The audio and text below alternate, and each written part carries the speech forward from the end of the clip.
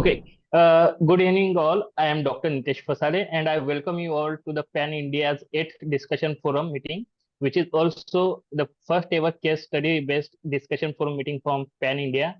And our today's topic is putting evidence based nutrition principles into the practice for managing diabetes. Let's begin with the introduction of Pan India.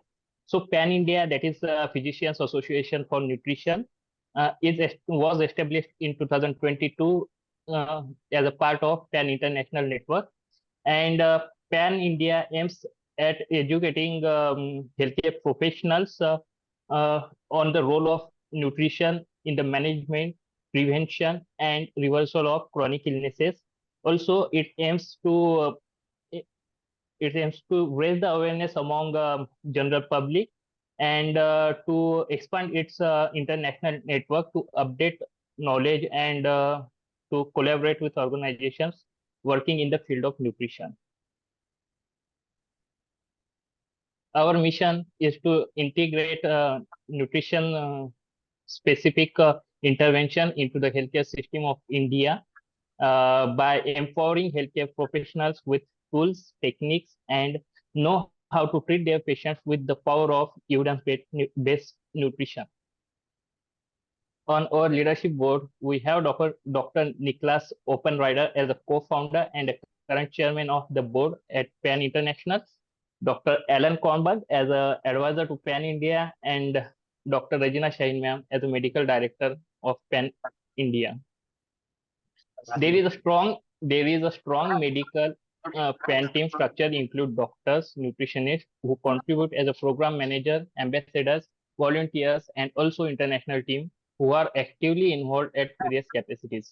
Doctors, faculties, or medicos who would like to get associated with PAN can join us at various capacities like ambassadors and volunteers to help pass the mission forward. Now, I would like to introduce you all with our today's moderator, Dr. Smriti Naswa ma'am. Dr. Smriti Naswa ma'am is a consultant dermatologist at Fortis Hospital, Mulund, Mumbai, and specializes in pediatric dermatology. She has a gold medal in MBBS and MD skin and venereal diseases, and is known for her research on non-venereal vulval dermatosis. Dr. Naswa advocates lifestyle medicine, focusing on root causes of diseases and promoting a healthy lifestyle. She is active in research with notable publication and awards, and educates the public through social media. Dr. Naswa's diverse interests include Bharatanatyam, Ashtanga Yoga, and exploring the gut-skin axis, hormonal imbalances, autoimmune diseases, and mental health impacts of skin conditions. Now, I would like to request Naswa ma'am to continue with panel introductions and to moderate the session. Over to you, ma'am. Thank you, Dr. Nitesh, for a wonderful introduction. This is the first time that we are doing a case study format of the discussion forums. So I will just tell you briefly the audience how we have planned. Dr. Regina Shahin, our medical director for India of Pan India, she will be taking us through a case study in which she did a lifestyle intervention, evidence-based nutrition management of the diabetes. Followed by, we have eminent speakers from all over India who are working as endocrinologists, diabetologists, we have cardiologists and pediatricians, and all are working as lifestyle intervention and evidence-based nutrition in dealing with these chronic lifestyle diseases. So without further ado, I'll just quickly tell all of you who are the panelists so we know all of them. If Dr. Nitesh, you can just move the slides. Yeah, so Dr. Regina Shahin, we all know her. She is the medical director of Pan India. She is the co-founder of Invest on Health, and she's been in this field for over 2 decades. And her interest field has been the nutrition intervention as the primary focus of the treatment. And she strongly believes in liberating the healthcare from, fads. And she focuses on the evidence-based therapeutic approaches to the nutrition and lifestyle. With the role in Pan India, she's on the mission to educate and empower the doctors. The other, she will be presenting the case studies and she will be the panelist. And the other panelist that we have on board today is Dr. Shweta Budyal. She is a consultant diabetology and endocrinology in Fortis Hospital, Mulund. I'm very proud that I am associated with her for last many, many years, and we work together.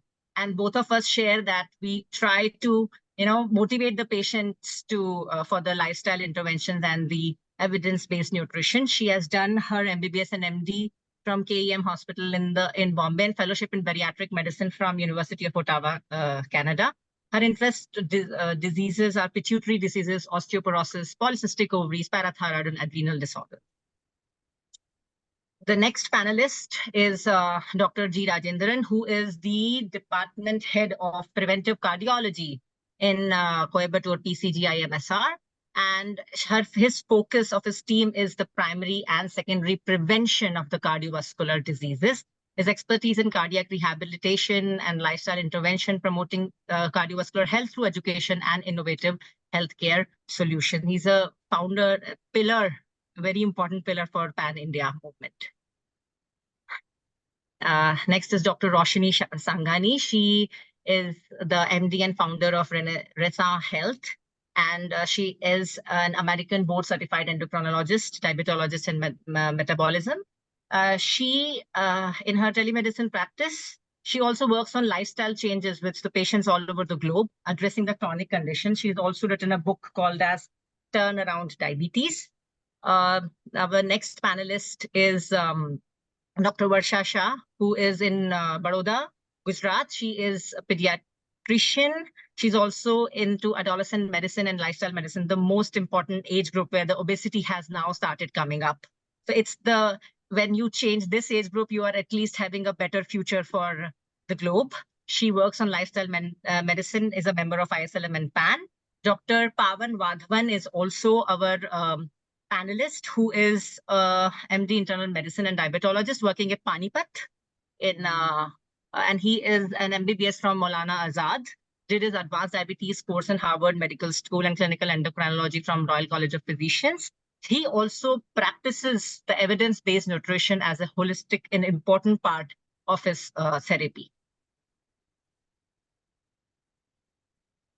So let us start with some introduction of all the panelists. Let us start with the case study. Dr. Regina Shaheen will tell us the real case scenario, what was the beginning and how she led with the case, and then we will open up for the panel discussion. Over to you, Dr. Regina. Thank you, Smriti. Wonderful, actually. I really, though I'm the medical director, interacting with you on a regular basis, I was not able to attend a lot of these DFs, but the quality and the way it was conducted, it's really great. Thank you guys for making me proud. Okay, so how do I go back? I think I'll have to, somebody has to, 1 second. Yeah, so can you guys see the presentation? No? I left. No, ma'am. Now you can share. Yes, okay, 1 second. Yeah, I think there is something happening. I'm like a little confused what's happening with my laptop. 1 second. Yes, I got it. Or is it that I'm not using it for a long time? I forgot how to use it. Why this thing is not coming? Yes. Sorry. Yes. Okay, we can Yeah. see. Yeah. Okay, I'll just present. I think Bhavani's idea was better. I should have asked her to present. Okay, fine. So it's great, actually. We also have a good number of audience. Oh, wow, 53. Wonderful. Great to present this case study in front of such powerful forces, the forces which has potential to really change the healthcare system in our country or even globally. I'm fortunate that I got into the field at such an early stage of my career, and I've been doing this from 2008 and officially, and then with IOH came into the picture 2015 onwards. There was a team which is working with me to do this until I joined PAN. Right now, there is only a small team. So this case study, which I'm presenting, happened in 2022. So this is basically a case which came to me through my husband because the patient is the wife of one of his colleague friend. So the lady was 44 years when she came, and she was already like sounding very low because at 44 she already was diagnosed with diabetes. I think 43 or a few months back, maybe 8 months back or so. And she was on metformin, 1000 mg in the morning, 500 mg in the evening, and hypertension. And she was on, I think, amlodipine, and there was vitamin D deficiency, dyslipidemia. You can see the report. Was fasting blood sugar level was around 245, and postprandial was 376. HbA1c was 13, and home IR was not done at that moment in time, but we did the serum insulin, fasting insulin later. Again, like so 2, 3 subsequent visits. And total cholesterol 214, but look at LDL, it was 144.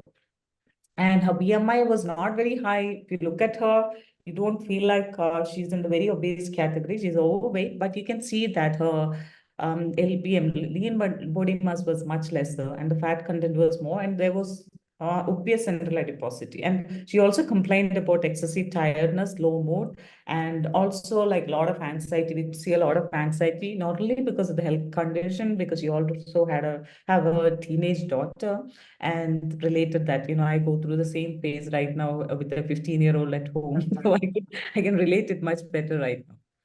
So why this? Okay. So then what happened is she went to the physician, general physician, and they put her on multiple medications. That is what we are best at. And there is no problem in it until unless we know the potential of nutrition or nutrition intervention. So she was on diabetic medication, as I mentioned, antihypertensive, statin, and vitamin D supplement. And she went on for some time till she decided to take the path of nutrition intervention. And the best thing was actually, the kind of story also goes in such a way that, you will see that you're talking to a medical doctor, a healthcare professional, because she used to be a health blogger. So she has some knowledge about the things which was happening in the field, but not like completely aware of the whole scenario. So lifestyle, as I mentioned, her sleep pattern was very bad, less than 5 hours on weekdays, and weekends she sleeps more. No alcohol, no smoking, no recreational drugs. Bowel movements were okay, except occasional constipation and stuff. Menstrual cycles were regular. She was highly anxious about things, child's future, and she was also actually leading a very secluded life. She used to be very active before COVID. She was into blogging. She was also actually involved with a lot of social activities, but then she stopped all those and almost became sedentary during COVID time. And COVID time, we all actually went through a very bad phase. She also started ordering food from outside, other than the ones which she was already taking, which was unhealthy. And most of the things she was cooking at home, she was consuming 4 to 5 servings of, I think it was most days 4, 5 servings of whole fat dairy. And since she's a health blogger, she had the partial knowledge of calcium and protein. Since she's a vegetarian, she believed that that is a protein source for her and the calcium source. She went on having like 4, 5, some days 6 servings of dairy. I still remember she used to have a glass of coffee, milk chaya, followed by a glass of milk with some Horlicks or something, and then 11 o'clock some oats, and then paneer, and then again evening, night also again 1 cup of milk with stuff, and then lunch was with curd. So it was like 4 or 5 servings of dairy a day. And paneer, most of the days she consumed because she believed that paneer is a source of protein for her. Again, partial knowledge, but she didn't have much understanding. But initially, because especially people who are coming from the healthcare field or related field or who are aware about these things, initially they will have a resistance to change because they have some knowledge. They have that confirmation bias with that knowledge. And she used to drink. Another thing which was very bad was actually she used to drink 2 to 3 glasses of juice, which was the apple juice and other juices which was packaged. She felt like, okay, it's even better than sweetened beverages. So she even gave to her husband and her family. And her husband's triglyceride level was also 1,200 range. He was put on medication for short period, but again, he also, both of them underwent the lifestyle change.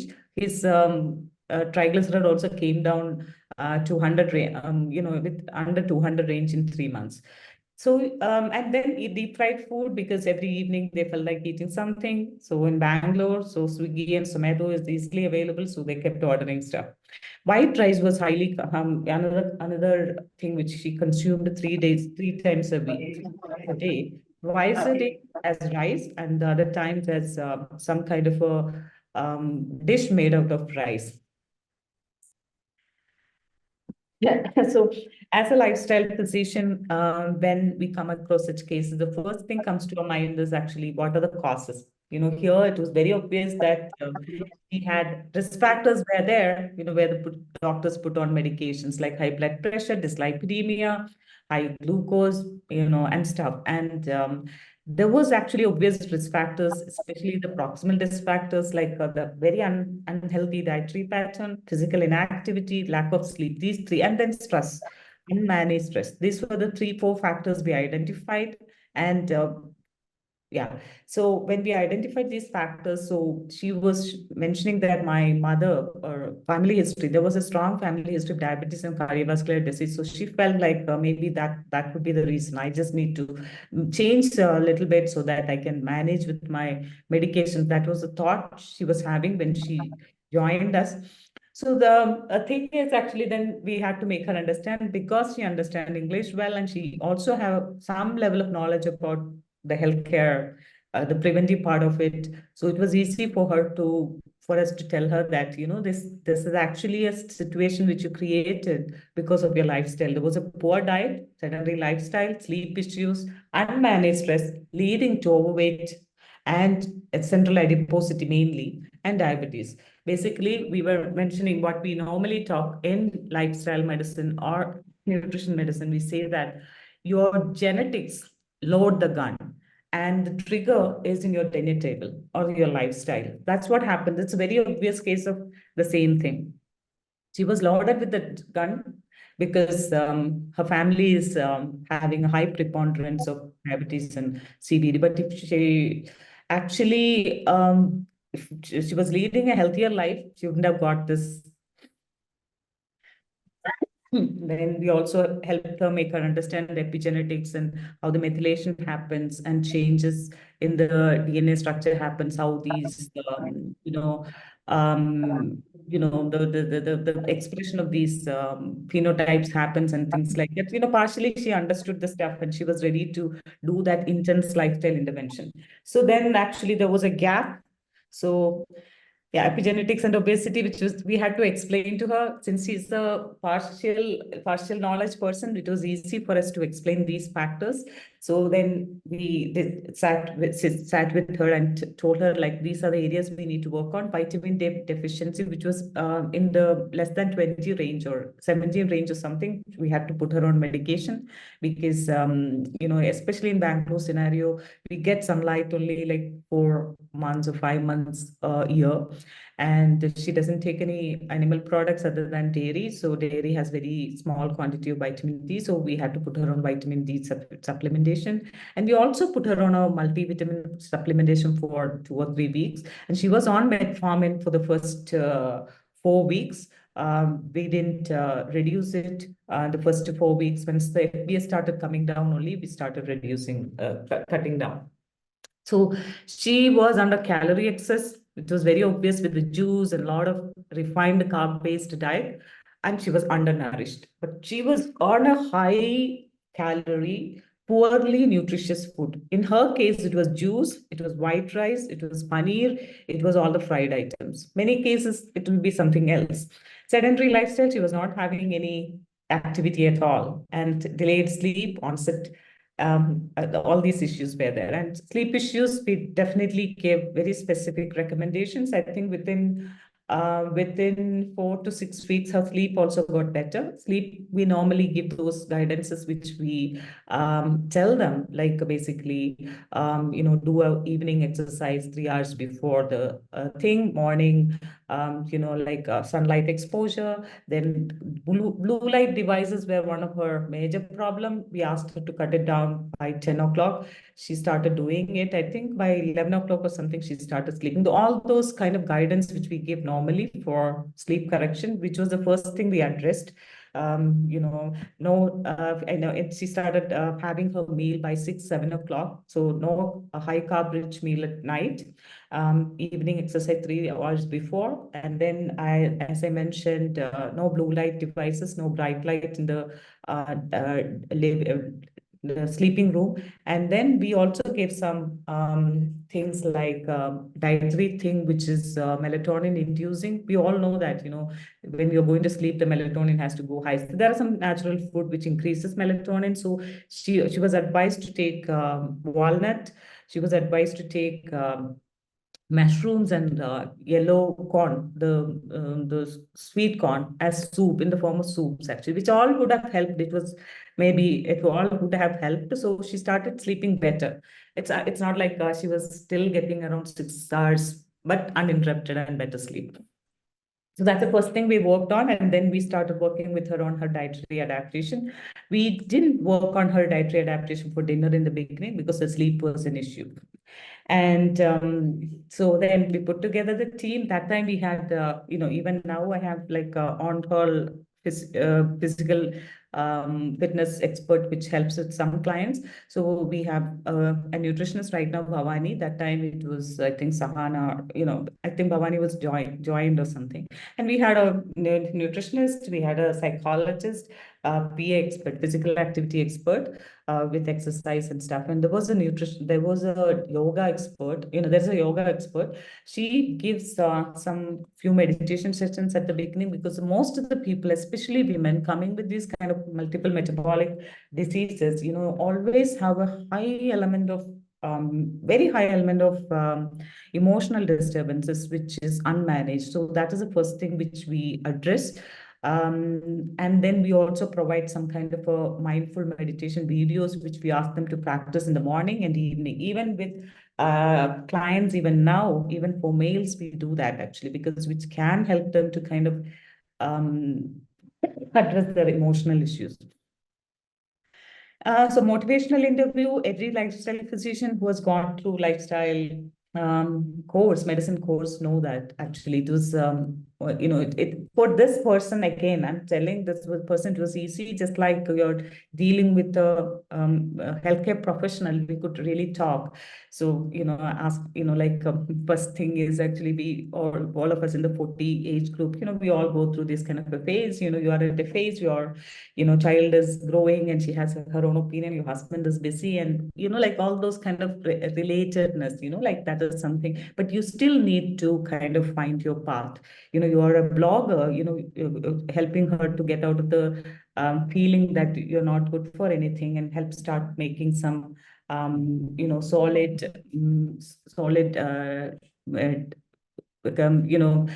activities which will help her to kind of occupy and feel worth. So that is something which we helped her. And so that therapeutic bond was easy. Again, educated person, like connection was much easier. Ambivalence was there in case of like when we started with the dietary thing, because she was already having a set of dietary knowledge, which may not be, accurate at that moment in time. And she has that confirmation by us. Okay, I just need to get back in 2 minutes. Actually, my father fell down. I think I just need to make a call actually. So can you guys have some discussion during this phase? Can you hear me? Yes, yes, sure. Yes, Just, yes. just 2 minutes. Yeah, I'll be back in 5 minutes. Please have some discussion. My father fell down. I think some emergency actually. I need to call. All right. Yes. Yeah.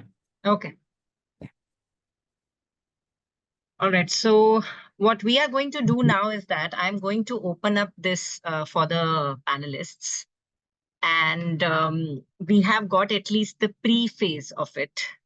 We do not, we Dr. Regina just went through the factor that she worked on the sleep, and then she was trying to create, tell her how the therapeutic intervention is going to work for her, and just to build up the confidence and decrease the ambivalence. So, and we cannot even go for the previous slides, but let me start with Dr. Roshni, if you could just tell the audience, how would you have managed the case with whatever, at least we have got the pre-inputs. What would be your first thoughts? Yeah, so far it's been a great, thorough assessment. The thing that sort of I'm being from an endocrine background, and I would say that endocrinology training and fellowship did not teach me as much about insulin resistance and lifestyle change to reverse insulin resistance as what I had to go out of my way and learn much after completing endocrine training. But clearly you can see, and Regina has done a fantastic job of summarizing all the lifestyle factors that are feeding into the insulin resistance. So let's summarize that. Is within nutrition, you can see, so I always look at it in the same buckets, 4 buckets of lifestyle: nutrition, sleep, stress management, exercise. So within nutrition, you see a carbohydrate predominant, refined carbs, processed carbs, the juices, right? Protein deficient, big time protein deficient. So yes, overfed but malnourished. All right. So protein deficiency is a big one. Sleep, she's got sleep deprivation in terms of quantity as well as quality, both, whether it's the light pollution or it's the sleep restriction in terms of number of hours.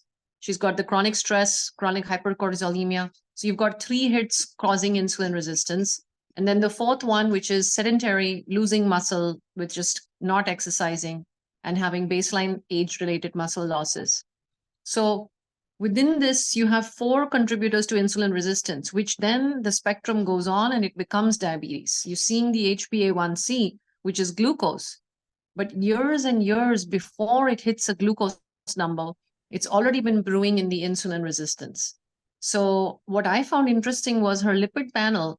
She doesn't show it so much in the triglycerides. I don't know if this is the very first set of lipids that she's on, or is it the pre-treatment? Because I would have expected her initial baseline lipids to be worse. And that just shows you how every patient comes with a slightly different profile. But her triglycerides are much lower than what I was expecting. So I don't know if this is on treatment or without treatment. So that would be the assessment. Yes. Hi, Yeah, how's your dad? the first reading was pre-treatment. But I think she also, I don't know whether she's taken some niacin or something. Actually, the husband was on, actually. His reading was 1,200 and something. But Yeah. for her reading, I think the same thing. I always see with HbA1c high, with this thing, always the triglyceride level also much higher. Exactly. Hers was like 90. So I was very surprised. And her triglyceride HDL ratio was not even 2. So Yeah. I wonder if something has been done there where the triglyceride has come down, which is fair enough. And then, yeah. And then, just to add, like you mentioned about a melatonin enhancing diet, I've actually not had to. I'll let you take over. You know what? Maybe let's just have Dr. Shirajina finish her presentation, then we can do the discussion now that she's back. Yeah. So melatonin enhancing drugs, melatonin enhancing food, it's actually there are a lot of research happening, but I'm not saying that it's all conclusive evidence, but I've seen that with anecdotal, it works, multiple factors put together, it is working. That's what I see. Okay, anyway, so this ambivalence, the major problem with her was actually she was not ready to include legumes in her diet because she felt that that is giving her gas. Always, whenever she eats legumes, she gets gaseous distension. Dairy, she always felt like 5 servings of dairy is needed for her to get enough proteins and calcium. And vegetables, she was not ready to include good quantity. She has some specific vegetables which she feels that it is low in pesticide. That's the only one she was taking. Whole grains. Yeah, whole grains, white rice she was fond of. She's saying that she can't eat this thing, but we kind of played with it. Okay, just start with it. Start with the plate pattern, how much ever you can. And then there was no, I mean, even though some of the people feel that, oh yeah, she's a health blogger, she doesn't know anything, but she talks big about things. But just a confirmation bias, the kind of bias she was having, because the kind of knowledge she had acquired during the phase. But we, as clinicians, we can't be judgmental. We just have to be roll with resistance. We just have to roll with resistance. We just have to tell them, like, how much ever you can do it, you start doing it.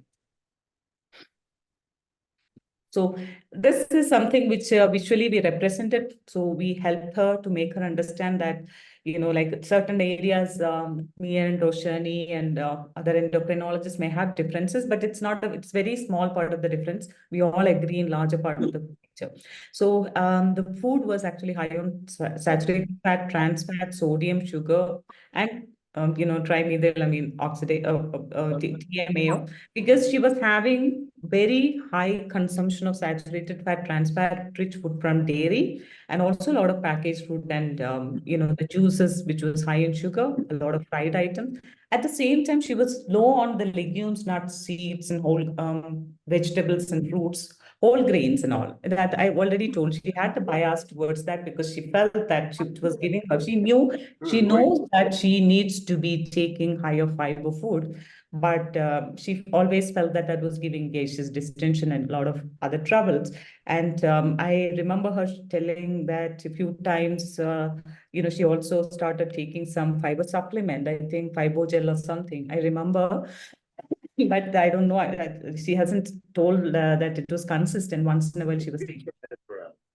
And then, like she, like as any other Indian, this thing, we all have the feeling of things that we are the best in everything. So she told that, doctor, that we have always have the best diet and stuff and all, why I'm still getting it. Maybe it is just the genes and stuff. Then I had to bring in this element of Eat Lance's studies, which has done a diet, so which was done a comparison to the Indian diet with the Eat Lancet reference diet, actually. So it was very clear that they said what exactly we see in our practice. We are high on grains, which we all agree, Roshni, and we all agree on that part. 80%, 90%, 80% of our food is always grains, and that to refined grains. Actually, it's not the just grains, it is white grains, which it's polished, which doesn't have enough fiber, thiamine, and other nutrients. That is what we eat. A lot of sweets. Sweet is part of our culture. I have seen a lot of clients, because most of my clients are in the upper segment of the society. They all eat sweets after a meal. That is kind of a practice twice a day. That is something which is very obvious. And then average consumption of vegetables, fruits, and whole grains were less. And 6 to 8% of the total calorie only is coming from proteins. Ideally, it should be like 15, 20, or 20%.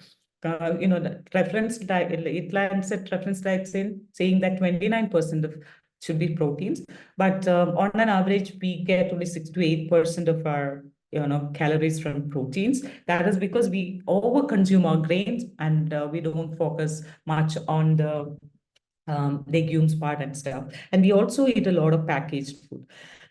Then we also had to tell her that, why don't you check these things? The guideline, which is given by all these countries, it has 90% of the things very similar in all the guidelines, which says that half of your plate should be vegetables and fruits, and then a small portion protein portion, sorry, 1/4 of the portion protein portion, and then grains. So all the guidelines are the same thing, and then, she has other things. She took some time to realize these things, but she started making changes. The changes she made was actually she started including fruits, nuts for breakfast, nuts and seeds.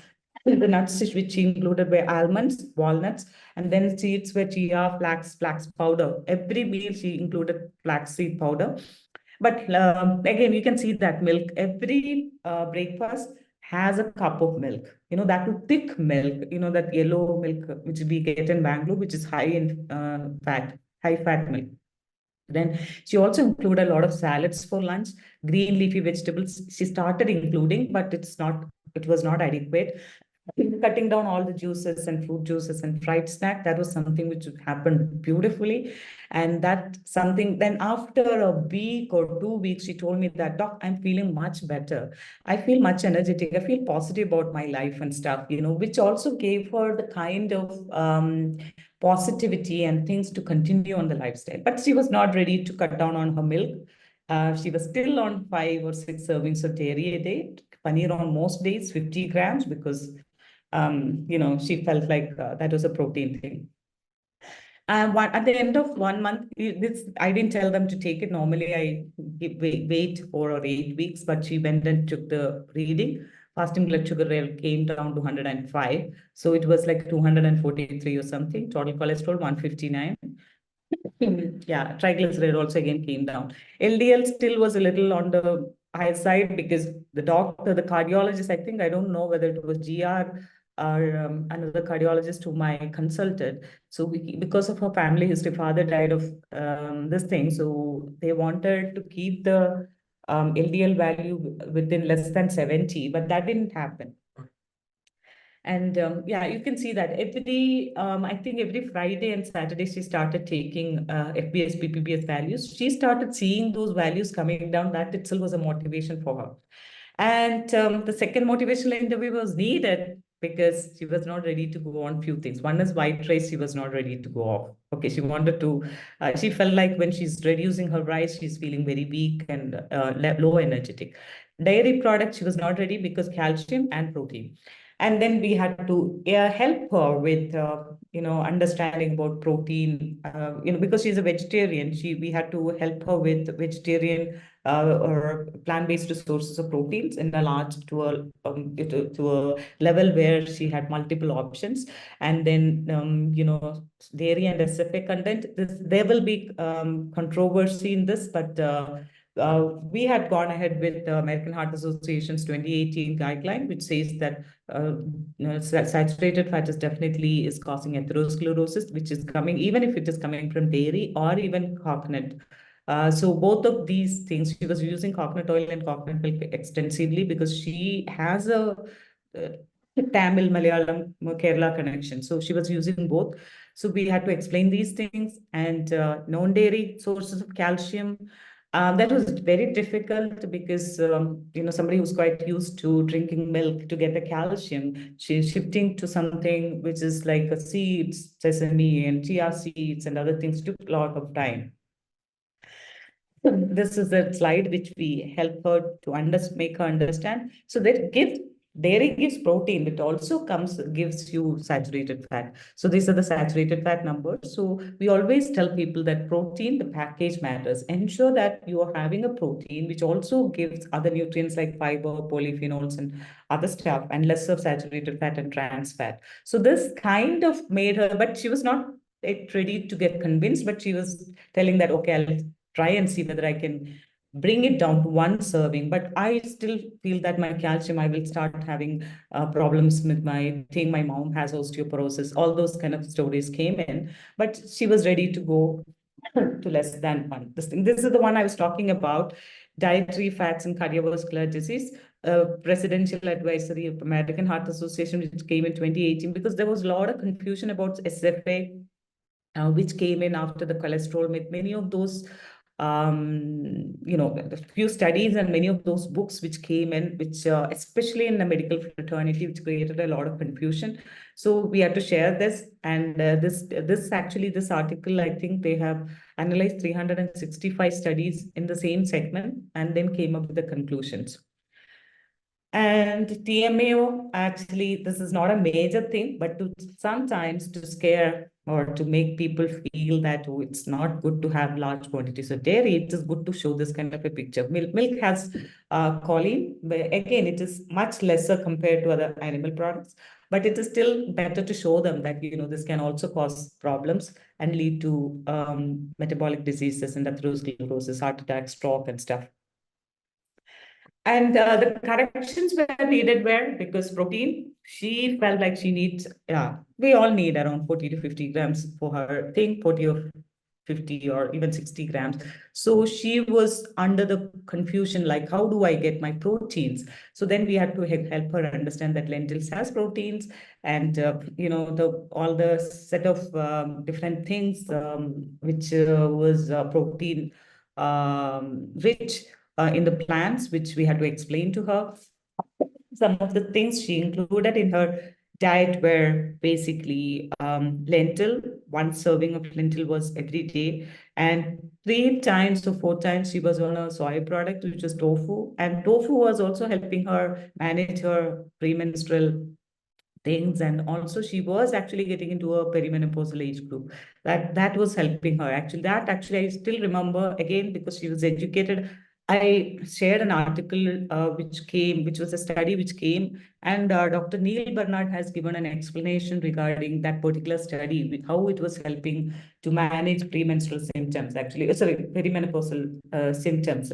So that actually kind of helped her to include those things. But it was more to do with the whole food, with minimally processed tofu. Basically, it was lentil. The yellow lentil was her major thing, and she also included some rajma and stuff. Green gram, yeah, I remember she was actually using green gram a lot, because Kerala meals normally comes with the puttu and other things, goes very well with green gram. Calcium was, again, I'm telling, calcium was difficult, because for her to include 2 tablespoons of chia seed or flax seed and stuff was very difficult. So calcium, we need around 700 to 900 milligrams a day, or even 1,000. We keep it like 700, 800. One serving of milk gives 1/3 of recommended daily element. 30% of it is the bioavailable one. But look at the plant-based sources. What she has included was tofu 3 or 4 times a week. The tofu which is non-fortified, which comes with 200 milligrams of calcium, 200 to 250, but the fortified ones can go up to 861. I think the brand which normally we suggest for fortified ones are Urban Platter, which has a higher content of this thing, but the Breyas and other things has around 230 or 240. Chia seeds, again, 1 ounce is what we normally suggest, which is 2 tablespoons, especially for people who are who are ready to bring down their grain portion. So we normally replace their grain portions with nuts, seeds, and legumes. So that actually it's 1/3 of the 1/3 of 100. It is 33 grams, right? So that was around 180 to 200 and something. Most days she included chia seeds, but not like 1 ounce. I think it is like 1 to 1.5 tablespoons. Almonds, nuts were included. As she has made ragi as her meal, which is millet. It's not our suggestion, but she felt like millet is something going to help her, and she liked the millet dosas, so that was helping her. And then moringa leaves, actually, even I was not aware at that moment in time, because I was following a lot of Western data, and then I came across one of the data which I myself was astonished, because drumstick leaves and drumstick the drumstick pods have a very high content of calcium, and it is more bioavailable. Especially if you're fermenting it, it's much more bioavailable. So I remember a client used to ferment it, keep the soup and ferment it and have it the next day with some brown rice or something, which is also very good. So even the chia seeds, the nutrients absorption gets better with fermentation. So this is some kind of a dietary pattern which we provided her, which me and Roshni and all are in one group, which we were discussing, because normally endocrinologists, normally ask people with this kind of a pattern to reduce the grain portion, because grains are high in carbohydrates. So there is a carb restriction which is observed by most people, and it works. I have seen that working with people earlier, with even my own clients. But this particular client, because she's a vegetarian and she was actually asked to cut down on the dairy portion, her major protein portion were legumes, nuts, seeds, and stuff, and tofu. So her major meals were like something like this. And yeah, protein, again, she was meeting around 50 grams of proteins a day. And she was meeting her calcium with all the needs. I think around 600 grams is something which we told her, this is how it is, 600 to 700 grams you're getting with your pattern. And the unlike the popular thing, we couldn't cut down on her carbohydrate. I do believe in cutting down on the grain portion, especially with the diabetic people, because grains, 1 cup of cooked grain has around 44 grams of carbohydrate versus 34 grams in legume. 34 grams is what normally is seen in our most of the authentic sites.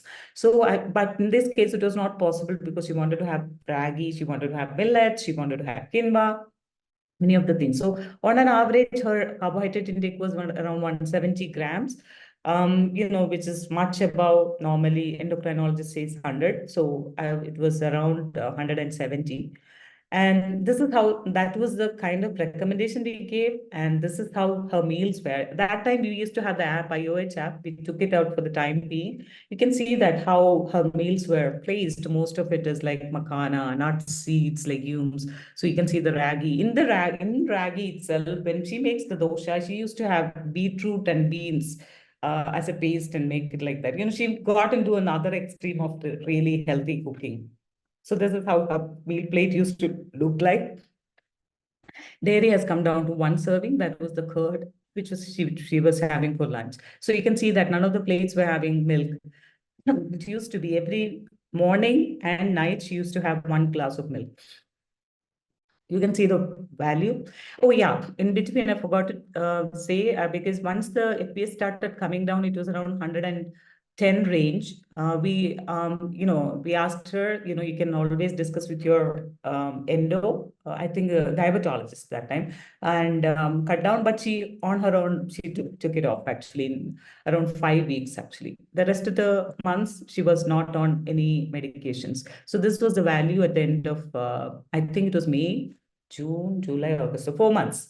So 4 months, this is the value. BP also was regularized without medication. And she lost around 7, 8 kgs. 7, I think. But the LBM, we actually sent her to one of these, it's not a DEXA or those procedures, but some of the gym thing, which they had some thing, but I don't remember the value. I think it got better is what she told me. But she also felt like she can carry weights and muscles are better. It's a subjective thing, but that was reported. And again, any client who goes to this phase also actually come back after, I think it was March 23. She told me that all my things are normal. Can I have sweets at every lunch meal? At least 1 sweet. So people, what we understand is, they see the result, they know that the lifestyle has worked very well, but the food system, the kind of cultural food pattern around us is so different and so bad, they somehow get into it. So then right now, I think this thing back, I chatted with her, she's still on some kind of twice or thrice a day, some sweets she's having, but things are normal. And she also does some kind of walk and stuff. So she was actually, during that phase, she was advised 60 minutes of walk a day, no gym, because gym was, some problem was with the gym stuff, but she was on 60 minutes walk and some weights were advised. I don't think she did it on a regular basis. So what I was wanting to say is, so any patient, even if it comes to you, your family is the first time diagnosed. First thing comes to our mind is the left side of the circle, the side circle on the left side, which is nutrition and lifestyle intervention. It has huge potential. It's not an all or none. Nutrition is a field which we are trying to understand with more science and facts and figures. There will be gray areas. There will be areas where you feel this works, that works, but it's okay. So try that first before getting into any other thing. And definitely plant more plants because they're polyphenol rich. It's not just the fiber, polyphenols and other flavonoids and all. It definitely will have a lot of other benefits, which may be just still in the early phase of discovery. We need to wait for more data and other things to come, but there are a lot of promising studies which is coming up, which is saying that these things are going to be beneficial. And do not underestimate the power of optimal medical therapy, which is needed in a certain number of cases. It's not just that dietary intervention doesn't work. Many people won't adhere. Long-term adherence will be a problem because we don't have system. It's not that it is a problem because the system of food around us is bad. And second is the system of, we don't have, as doctors, we don't have the proper tools and resources to manage these things on a regular basis. Dr. Roshani has a app and system and people to help her. I used to have it actually, recently only we removed it, but everybody won't have. So we need these systems. We need to be encouraging a system which will come up with these tools and resources to help us manage these things. Yeah, again, so when you're practicing, there are a lot of, an Indian context especially, there are a lot of hearsay, there are a lot of science, which is, I don't know whether we should use this term pseudoscience. There are a lot of things which we say that is science, and we have been using this for thousands of years, but we are medical doctors. We are driven by evidence and data and facts. So look at the evidence, whether it is evidence driven. If it is evidence driven, evidence is nothing but truth, so truth will always prevail. So look at evidence and then see whether it is applicable to your client, whether the patient value is something which aligns with it, and then go ahead with it. So evidence is very important when you come across any kind of claims and other things. Ensure that that is evidence driven. And we have lots of data. Like I've taken one PPT slide from Dr. Mozaffarin. He's put it together from one of the Lancet publications. So he's showing that every 10 years, every decade, the nutrition studies are doubling and tripling. And post-COVID, there's enormous amount of studies which came in. And we do have the tools like data analytics and AI and things, and also systematic analysis and systematic review and meta-analysis is very popular. So look at these things before even, saying a patient that this works or this doesn't work. As I mentioned, the kind of melatonin-inducing things, it is just things which we have taken up from some of the studies which is coming in, may not be like scientifically completely accurate, but sometimes it is good to do those things. Maybe it's a claim, but it's not harming the patient. It can always do that, but doesn't say that is science. Science, we do have a proper way of analyzing science and coming with a conclusion about science. Thank you so much. That's all it is. So, thank you so much, Dr. Regina. Dr. Roshni, so if you could tell us few points that you have to speak about this case presentation, your inputs, and how do you deal with the cases and everything? No, I think what Regina has done is showed the audience the importance of going and meeting the client where they are. Okay, I think using lifestyle first, we agree on. Meeting the client where they are, we agree on. There is an art and a science to doing lifestyle medicine. So yes, we are quite challenged for having good quality evidence. We use this word evidence-based, but and we try to find papers, but there is also clinical experience, right? And I'm going to be a little bit tangential. I know we were going to talk till 9 o'clock, so I actually can't stay much beyond 9.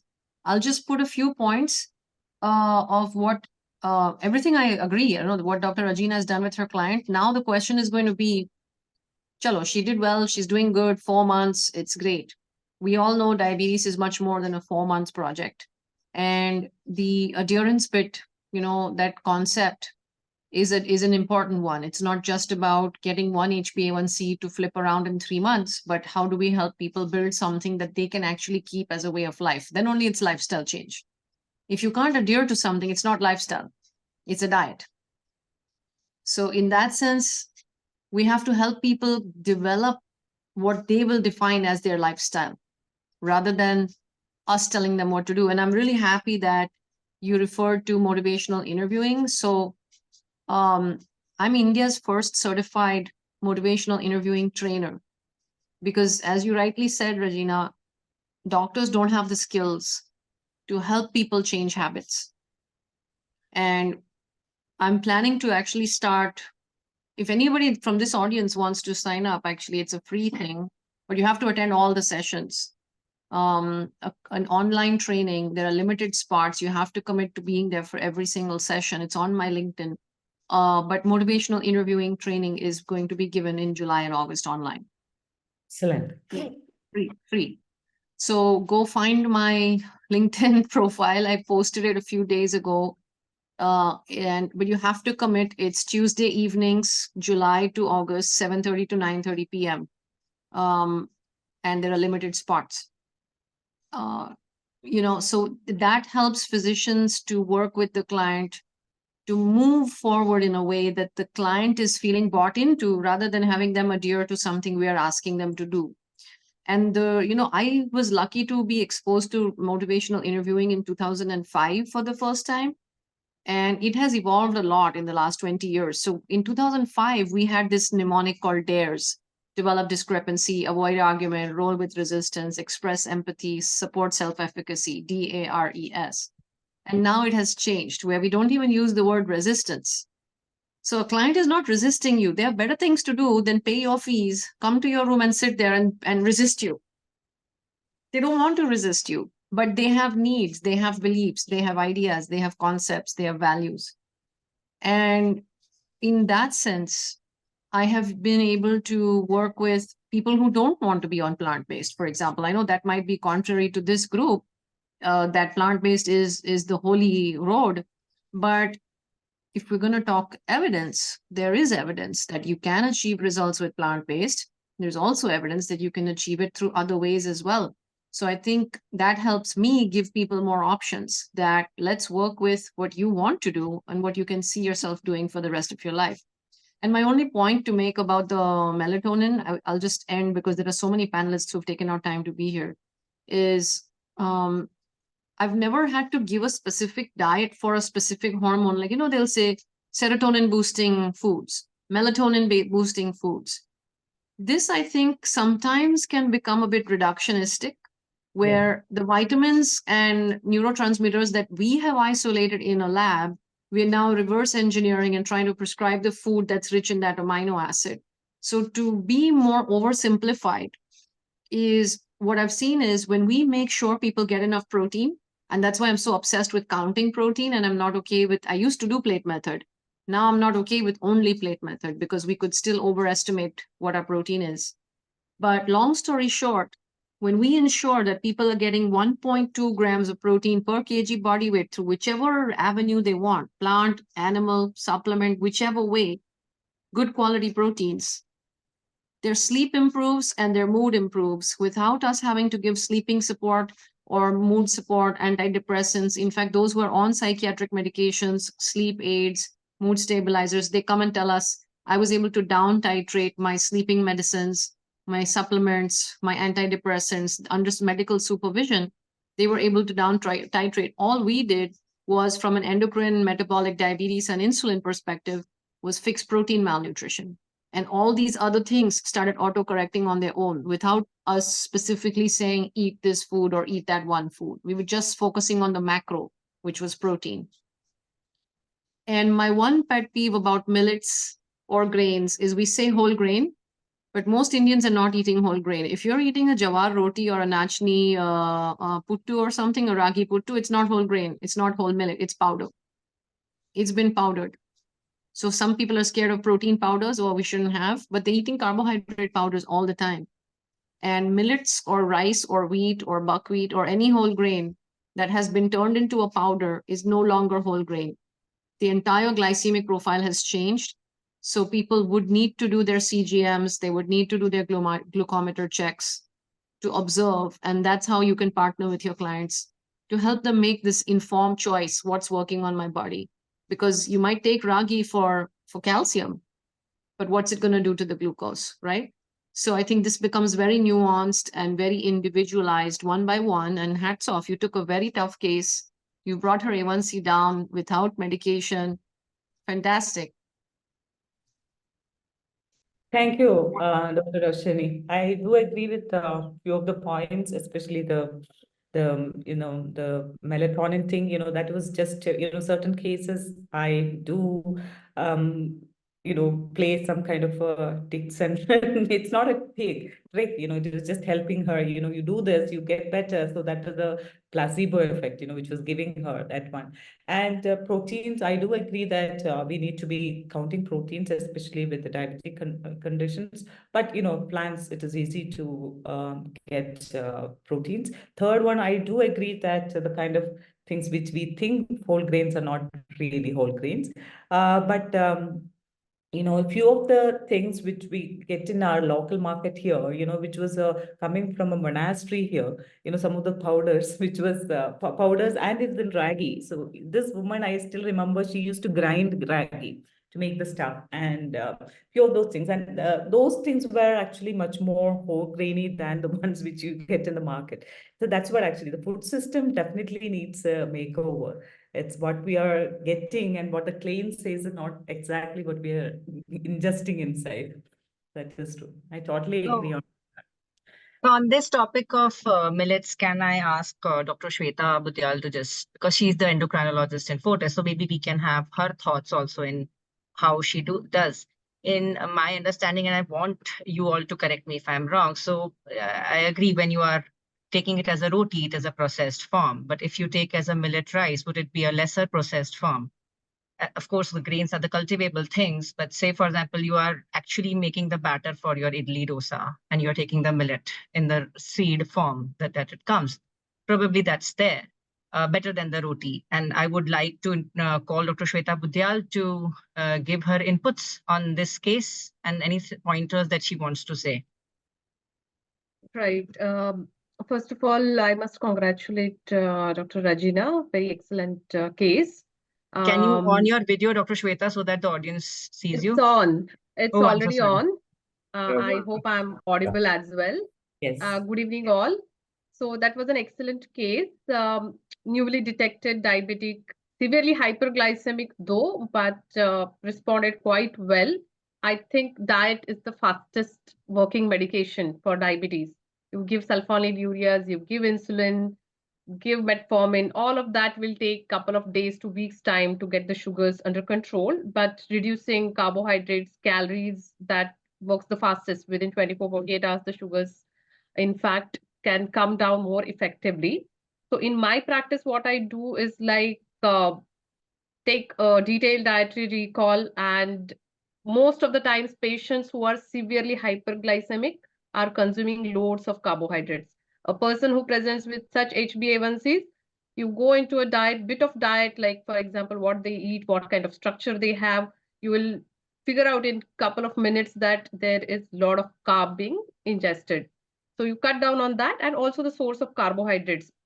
So the Indian patients have to first understand, like when they come to us, one of the barriers to achieving good sugar control or preventing these lifestyle problems is lack of nutrition related knowledge. So most of the Indian patients, they believe that the millets are the sources of proteins.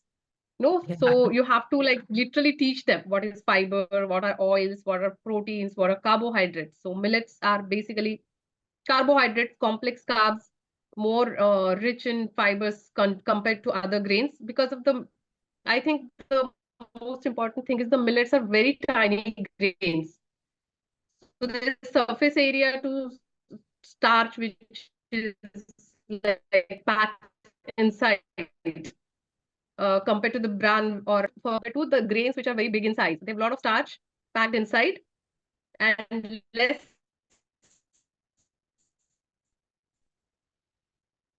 area outside which is covered by the pure fiber at the end. So they have to be consumed, and each meal has to be balanced. There has to be a lot of fiber or vegetable. The last thing is that they should come to carbs. And as Dr. Roshni was saying, if you powder them, the glycemic index is That's going right. to change. And also the portion size. If you keep the grains raw or unprocessed, you're not going to eat that much portion. If you powder it, make rotis out of it, or some kind of what I would say pakoras, or different kind of recipes where you pack that dough and mix it with water, tightly pack them, and then roast it, bake it, you're going to consume a lot of it. So as less processed as possible.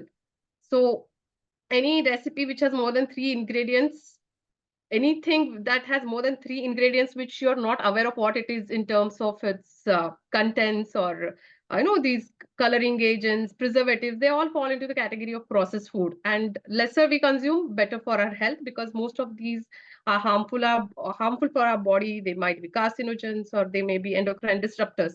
So millets, I mean, what we have seen from our patients who have been doing CGMS quite religiously is that when they switch over from rice to maybe whole wheat, the sugars are better. From wheat, when they graduate to millets, in fact, the sugars are much better. Of course, there are patients who may have exactly opposite effect. Like there are patients who do well with rice and not so well with wheat or millets, because we all are biologically different. We handle different nutrients in a different way. So there's a whole science of nutrigenomics. So I think we should pay attention to what our patient says. If he says that he does actually very well with eating brown rice and not so well with wheat, I would actually accept that and let him eat rice as a source of carbohydrate instead of millets. So that's one thing. And obviously the portion control. At the end of the day, the diabetes reversal or diabetes control will require some certain amount of weight loss. And the weight loss and reduction in carbohydrate intake are the two major determinant of how less medications you are going to require, and how what's the possibility that you may actually go into reversal of diabetes. So the portion size are very important, I think. And also the structure, like your patient, I mean, she had all sorts of lifestyle related factors which required to be modified or changed, and gradually the patient actually learned that she needs to work on multiple things. So all these sleep lacks, chronic sleep deprivation, stress, too much of carbohydrates, all these are factors. What I would say is, like, I don't believe in restricting any kind of nutritional thing or macronutrient completely from the diet. I would allow my patients to have a cup or two of milk, low fat milk. So some amount of fats are required for the body because they give satiety. In fact, they will help the patients to have satiety and control their portions. So they would delay the gastric emptying. So a cup or two of milk is okay. And also it's a major source of calcium for majority of the patients. Like, even though we see that chia seeds will give you a calcium, if you consume 100 grams of chia seeds, you will end up having 500 calories compared to like 100 ml of milk, which will give you maybe 125 milligram of calcium. And so, I mean, that is it. So everything in moderation, reduce the calories, reduce the carbs, shift from simple carbs to complex carbs. Whenever you eat, I do advise my patients to follow the plate method, but eat first tons of vegetables, followed by your proteins, and then go for the carbs in the end. And if you're still hungry, go back to the, again, vegetables and proteins, follow that cycle. So by the time they have to come back to the carbs, they would be full and they won't have to eat a bigger portion. And again, diabetes reversal or medical nutrition therapy, we have to take into account a lot of patient and disease-related factors as well. Like some of the patients, if they have a very long-standing diabetes, low C-peptide values, multiple comorbidities, limitations, their motivation level and the family support may not be as good as this. So we have to combine good things from both the worlds, from the nutrition as well as medications. Yes. So, Doc, yeah. Smriti, can I ask a question? Yeah. Yes.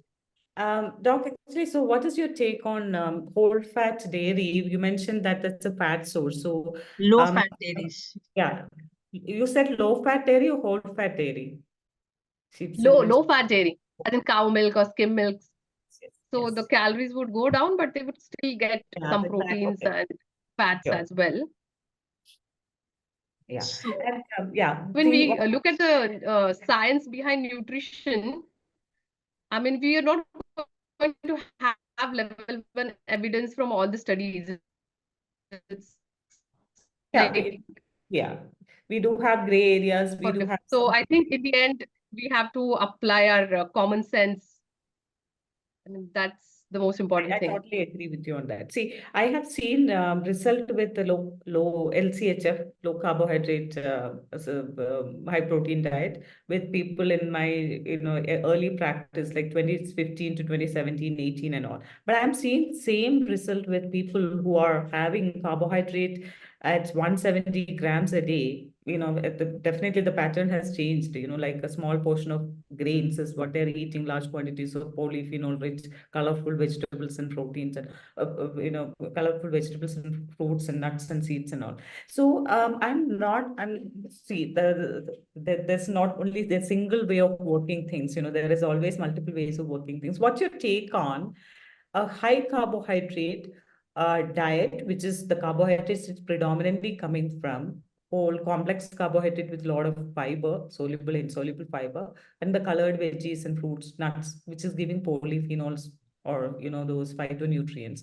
What is your take on that actually? So like on a conventional thing, 170 grams of carbohydrate for a diabetic patient is not something which we always, even including me, I've been in the field for a very long time. But when I saw that happening, so there is something much beyond these macros. Should we start thinking about it? It's not one case, it's multiple cases now, which is happening.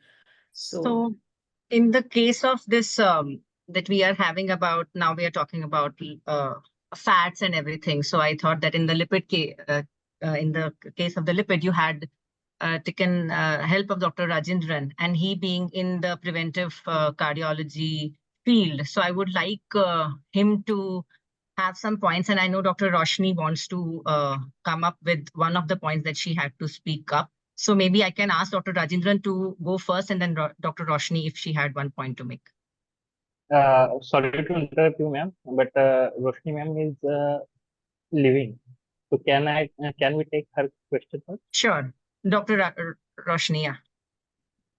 Sorry, I'm only going to take 60, not even 60 seconds. I just wanted to add to what Rajina and Shweta just said is for the portions to come down, it's hard when someone is coming in with uncontrolled diabetes, they're feeling low energy, and tell them to eat less of that predominant carb. The most of the nutrient that they are familiar with as their energy source is the carb. And if we come at them saying you need to reduce this portion, it sometimes works backwards for them because they're still ingrained with carbohydrates are energy giving foods. And if you take this food away from me, it starts to become a power struggle and they start to feel a scarcity. So what works for me is to promote the protein intake first. Like Dr. Shweta said, that the satiety comes from the protein. The minute we insist on getting 1.2 grams of protein per kg body weight per day divided in 3 meals, the satiety levels go so high.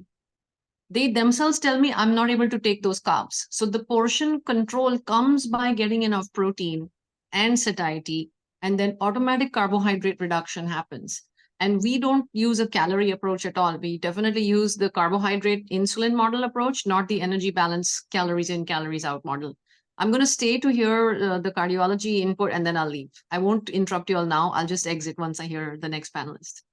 Thank you. Thank you, Dr. Roshni. Dr. Rajendran, you are on mute, sir. Yeah, can you hear me? Yeah, good evening, everyone. That was a lengthy, lovely presentation by Dr. Regina and the panelists too. Well, before I go on to the fat question, I just wanted to add few things. Am I allowed? Yeah, fine.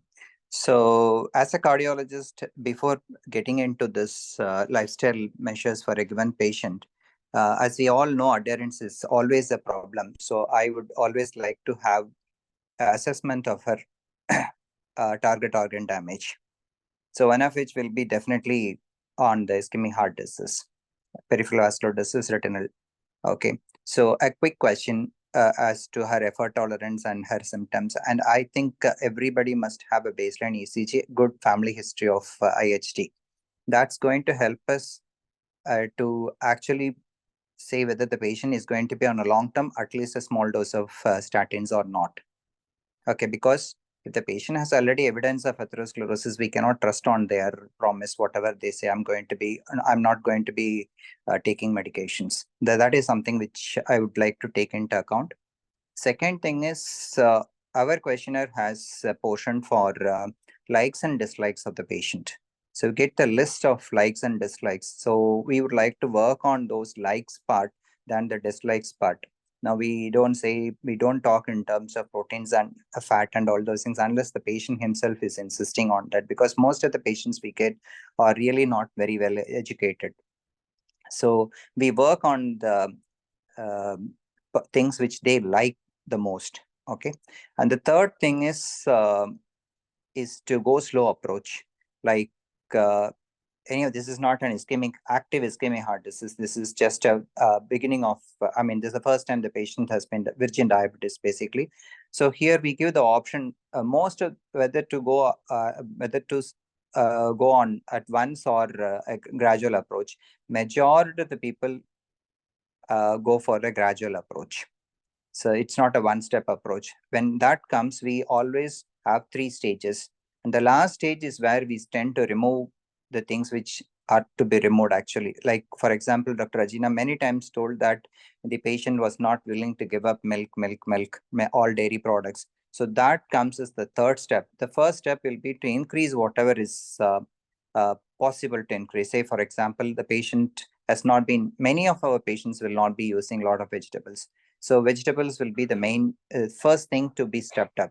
And then second thing is to reduce whatever is possible. And the third is where we help them get rid of few things completely. Okay. Okay. And the other thing, there was a discussion about the rice and millets. Yeah, I think majority of the millets we consume these days are actually polished. So our dietitians are somehow used to telling that millets are better than the rice. That's really not the case because both of them are polished these days. So when we say unpolished rice, it's the color that is very deceptive. The patient doesn't want to accept that. So here the small trick which we use, we say don't change the meal. You continue to have your white rice, but change your idli dosa alone. For the idli dosa, you go for the unpolished rice, and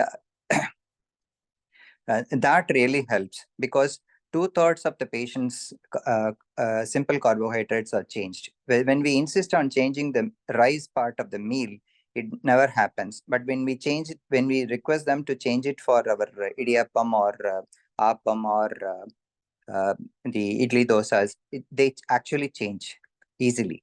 Okay, that I think is a small trick. And the fourth one is, I feel the counseling should always begin with the entire family, with the patient. Okay, especially when the patient happens to be a male, we never give them a counseling. We tell them you bring your wife or your mother or whoever who cooks at home, or even the cook. Okay, so sometimes we give, if the majority of the people are hesitant to bring the cook, so we give them a phone call and try to talk to them, because it's easy to say that go oil free, but it is never practical. So it's important to teach them. That's one more thing which I wanted to say. Another thing is the sentimental stuff. If the son or daughter is found to have a HbA1c of 5.9, it is easy to change the entire family. Okay, so we always get them tested also. At least we tell them, okay, this patient is, I'm in Coimbatore, the patient's son is in Bangalore. We tell them, don't bring them. Next time, you just get us their HbA1c and FLP. That works definitely. Okay, these are all few things which I think we should use. Now, coming to the fat aspect as such, well, I think we don't have a lot of evidence to whatever we have spoken right now. Okay, we all have our own individual choices. And Neil Bernard is the one person who says that get rid of all the fat, and that intramicellular fat theory comes in there. But I would like to go with him for one reason, because diabetes as such doesn't kill a patient. Majority of the diabetes people die of IHT. So there is well-established theory saying that go off saturated fat. So that's as simple as that. And majority of the animal protein comes with a package of, this is Regina's favorite statement, it comes as a protein. It's not a protein, it's a protein package with saturated fat. So that is where we would like to see the patient. It's not, we don't want to see a diabetic patient as a diabetic patient. We would like to see a diabetic patient as a potential cardiovascular disease patient. So that is what is going to help in the long run. Yes.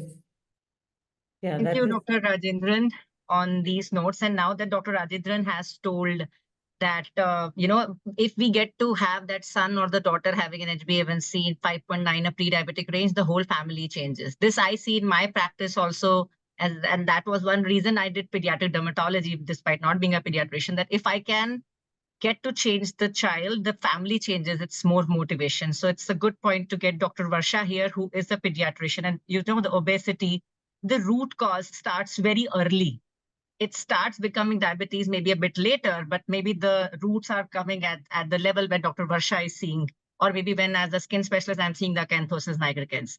So how do you deal, diabetes, early cases, the children, and Dr. Varsha?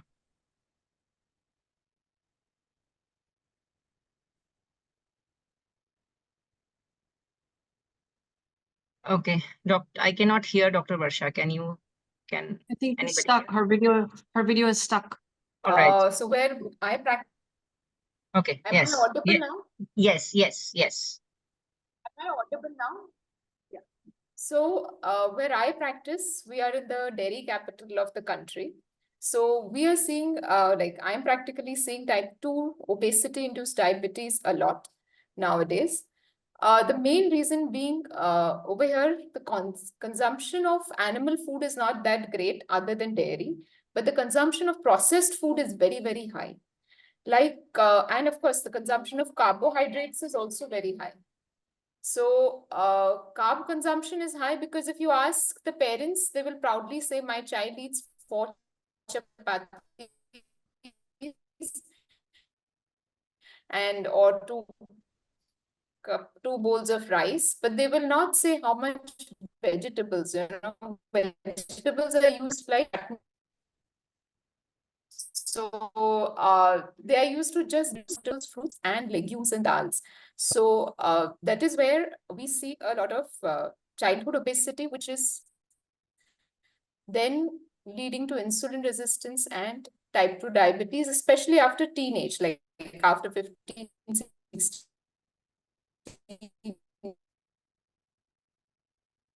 Your voice is breaking, Dr. Varsha. Am I audible now? No. Yes. Yeah. So this is where we are seeing processed food induced and increased carb intake. And of course, dairy intake is very, very high. It's like 3 times a day milk, almost every alternate day paneer, which gives rise to increased levels of IGF-1, excessive growth.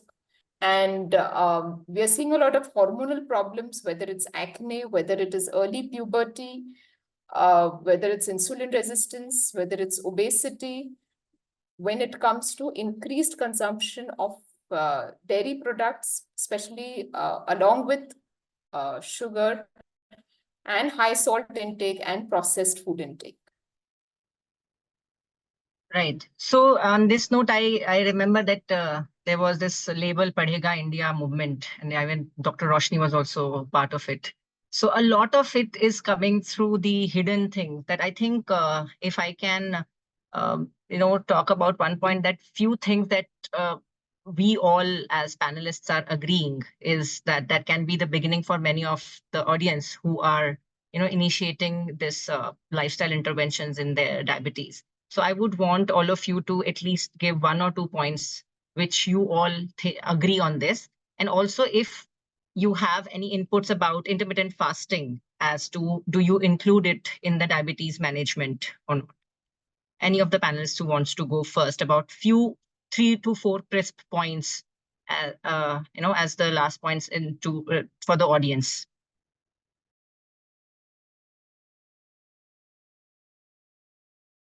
Dr. Roshni?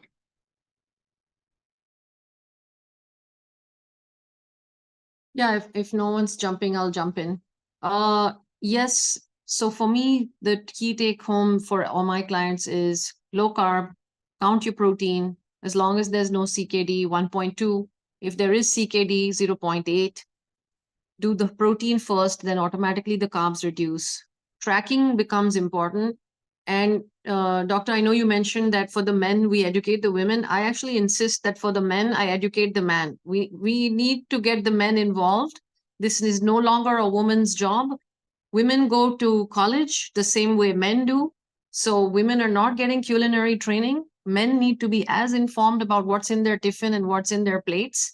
So if the man tells me that talk to my wife, I'm not going to do that. No, I'm going to talk to you and you tell your wife what you need. I'm happy to talk to your wife, but we're not going to bypass the husband who has the problem. Because in India, this patriarchy is so strong. If the woman has diabetes, the woman will say, I can't cook separately for myself because I have to cook what everybody likes. So she has diabetes, but she won't cook separately for herself. If the man has diabetes, he'll say, I'm at the mercy of what my wife makes. I have no say or I have no power in deciding what the menu is. So I have to pull up everybody in the house. Everybody make this a family effort. And I love what you said. I'm going to use that. I'm going to steal your idea of checking the HbA1c of the kids and using the kids' illness. I mean, it's sad. It is a fact, though, that the kids are falling sick. But use the kids in the house as the motivator for the grown-ups to change their bad habits. I think that's a brilliant idea. I'm definitely borrowing that from you. But protein first, reduce carbs, sleep, stress, everybody knows. Exercise, not just yoga and walking. We need hypertrophy workouts. We need to push muscles till failure. That's the only way to overcome sarcopenia. In India, we say that elders, the grandparents get diabetes only in the old age. Why do they get diabetes in the old age? Is because of age-related sarcopenia. So if you prevent the sarcopenia, you'll prevent the age-related diabetes, and you'll prevent your grandparents from falling, frailty, terminal event if they get a fracture in old age. Fifth point for me is intermittent fasting. After nutrition, sleep, stress management, exercise, fasting. From the endocrine standpoint, insulin secretion tells the body store fat. Insulin tells the body do not burn fat. It is fat sparing.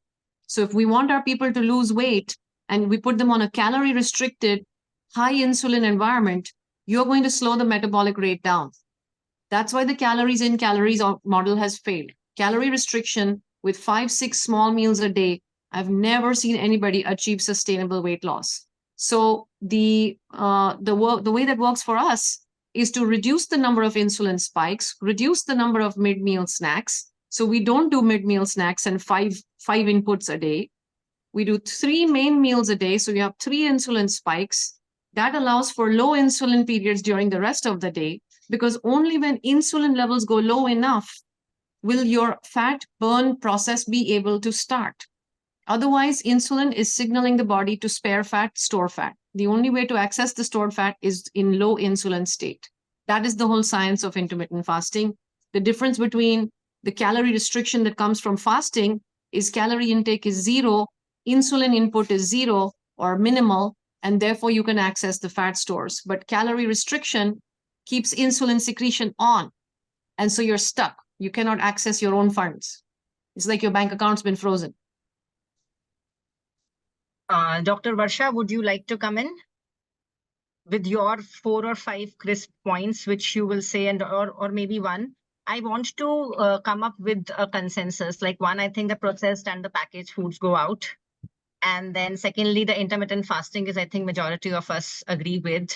The carbohydrates to become more complex carbohydrates. And as Dr. Rajendran said, yes, that when the hidden forms, they're not ready to change what looks, but if you hide it in appam and idiyappam, it works.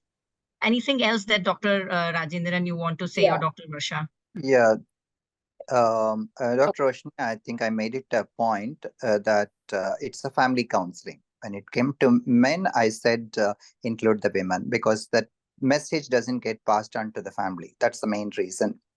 Okay, so the message is there is no one single trick for everybody. Okay, so it is important that all the 6 pillars are involved, and I always try to work from sleep, because if you fix the sleep pattern properly, the early dinner comes in, and possibly you can have a late breakfast that becomes an intermittent fasting that is very easier to maintain. And I fancy seeing the likes and dislikes and the diseases in the family, the rest of the family. okay, it's not the family history I'm talking about the individual's family, like the husband or the wife. So if you know everybody's background, it is very easy to counsel. That should be the key. So it's not the individual components that are going to make it. It's a holistic stuff, all the 6 pillars and all the individual members in the family, that will make a huge difference. Make everybody accept this. So if it's going to be for one single patient in a family, it's never going to be sustainable. I think that should be the key message from my side. Last 1 or 2 points with Dr. Varsha. Yeah. One more misconception that diabetic patients have is not having fruits like mangoes, bananas, chicos, because they think they are very high in sugar. So they completely avoid that, but they will have fried items, at least here. So that is one more misconception that we try to clear, that to begin with, you can have fruits, these bananas, not higher in number, like at least start with 1 banana or 1 mango a day. And because you have to explain to them the difference between table sugar and fruit sugar.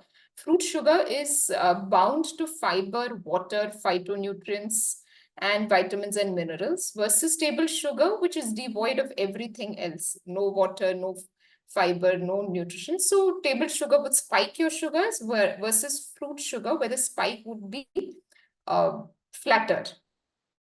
So that is another misconception that we clear in all diabetic patients, at least that we get. And increase the consumption of course, vegetables and fruits. Right. And physical activity. So, because we have already crossed 1.5 hours, so I would like to wind up, and I will want all the doctors here to join the PAN EBN physicians group, and we can continue this discussion. Diabetes is not a discussion for 1.5 hours. So I believe first is to push them to stop the packaged and processed foods as much as possible. The sweet tooth that Indians usually have, we can try to put in some fruits and some natural, nuts and seeds to have that thing. We have to work on the proteins because it increases the satiety. The circadian rhythm is, I think, majority of the panelists agreed with, because circadian rhythm comes with an early food, and intermittent fasting is natural, and the sleep is taken care of, intermittent fasting is taken care of, the hormonal cycles are taken care of. And then in the exercise part, only walking and the cardio is important, but we have to work on the strength training as well for the sarcopenia aspect. And as Dr. Rajendran said, that, work with the whole of the family, so that there is a behavioral change in the whole of the family, and we are creating a support system inside of the family. I will try to wind up with one line wherein we all are trying to have a lifestyle intervention-based management of the disease, so that the medicine load is less. कौन कहता है कि आसमान में सुराख नहीं हो सकता, एक पत्थर तो तबीयत से उछाल कर देखो यार. Have a great night, all of you, and we wish to continue these discussions over WhatsApp and forums like online and offline. Good night. And thank you very much to all the panelists and everyone. Dr. Regina had to leave because of her father's fall. We would want to have more inputs from all of you in the WhatsApp discussion forum.